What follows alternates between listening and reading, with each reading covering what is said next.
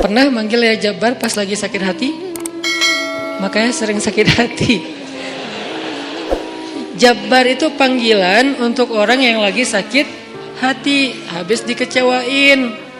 Dikecewain oleh apa? Banyak lah, tergantung circle kehidupan kita ya. Ada yang circle-nya lebih ke main, berarti disakitin sama gengnya.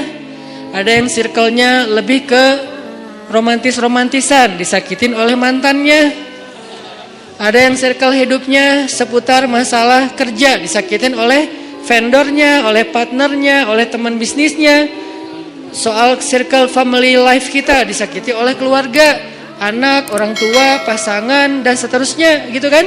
Yang jelas ketika kita merasa disakitin, ketika kita merasa kayak dikecewain, panggillah Allah sebelum kita memanggil netizen.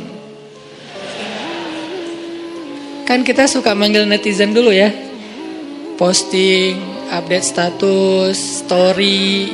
Terus storynya tuh curhatnya minta respon lagi tuh, dengan kasih polling lah, dengan request lah gitu kan. Baiknya gua putusin atau enggak ya, request gitu. Semuanya putusin, terus dia bingung. Gimana ya.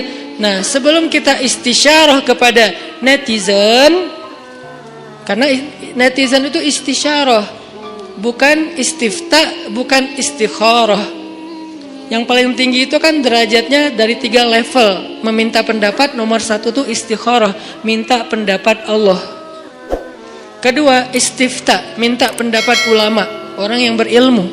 Ketiga, istisyarah, minta pendapat orang yang lebih bijak dan berpengalaman, termasuk kepada teman kita atau followers kita atau geng kita. Itu istisyarah. Sebelum kita istisyarah netizen, ya ayyuhal netizen, sebelum kita pakai kalimat itu, atau ya ustaz, bahkan sebelum ustaz, ya kiai, ya syekh, maka ya Allah,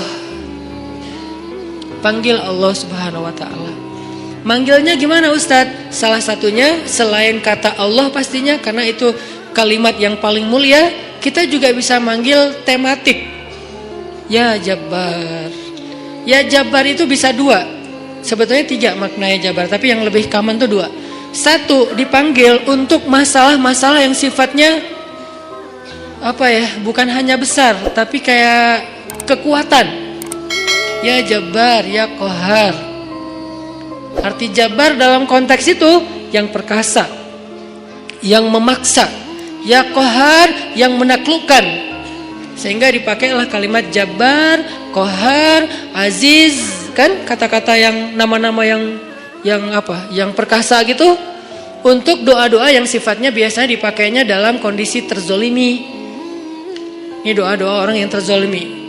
Kayaknya nggak perlu dihafal juga sih.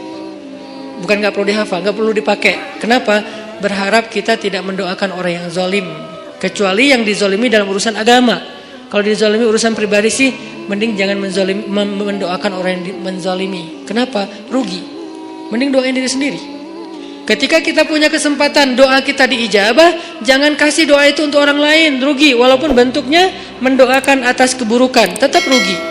Mending kita pakai buat doain diri kita sendiri. Ya Allah, saya lagi dizolimin, mudah-mudahan. Nah gitu kan, berarti kan kita dapat kebaikan.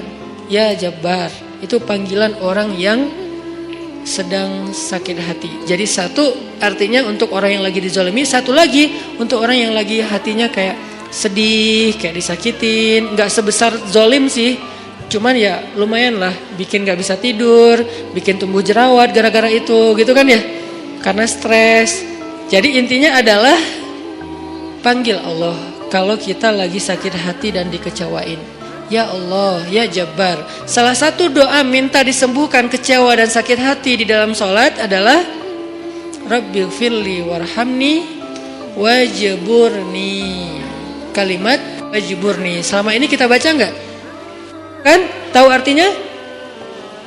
Hampir. Apa arti wajburni? Bukan paksa aku dong Allah, enggak. Padahal arti Jabbar juga yang memaksa kepada kehendaknya.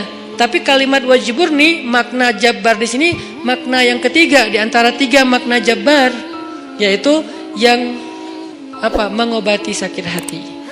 Jadi ketika kita berdoa Rabbighfirli, warhamni, wajburni, warfa'ni, warzuqni, wahdini, wa'afini. Banyak banget ya. Luar biasa kita ya. Wajburni itu artinya kalau kita terjemahin, sembuhkanlah sakit hati saya. Atau bahasa lain juga bisa diterjemahin, hiburlah aku ya Allah, aku lagi sedih nih.